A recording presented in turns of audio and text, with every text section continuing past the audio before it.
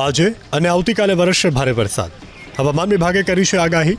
હવામાન વિભાગના અનુસાર હાલ ગુજરાત પર સક્રિય છે શિયર ઝોન અને મોન્સૂન ટ્રફ, જેને લઈ અને ગુજરાતમાં યથાવત રહેશે મેઘમહેર. આજે અરવલ્લી, સાબરકાંઠા, પંચમહાલ, દાહોદ, મહીસાગર, છોટાઉદેપુર, નર્મદા અને તાપી જિલ્લામાં ભારે વરસાદની કરાઈ છે આગાહી. તો આવતીકાલે અમરેલી, ભાવનગર, બોટાદ, સુરેન્દ્રનગર, રાજકોટ, મોરબી, આણંદ, વડોદરા, છોટાઉદેપુર, નર્મદા, ભરૂચ અને સુરત જિલ્લામાં ભારે વરસાદની કરાઈ છે આગાહી. હવામાન વિભાગના મતે વરસાદી ઋતુમાં દરિયાકાંઠાના વિસ્તારમાં વધુ વરસાદ વરસવું સ્વાભાવિક છે, કેમ કે દરિયામાં અલગ અલગ સિસ્ટમ સક્રિય થયા બાદ સૌથી વધુ વરસાદ દરિયાકાંઠાના વિસ્તારમાં જ વરસશે. હવામાન વિભાગના અનુસાર પાછલા 10 વર્ષમાં વરસાદની પેટર્નમાં કોઈ ખાસ ફેરફાર નથી.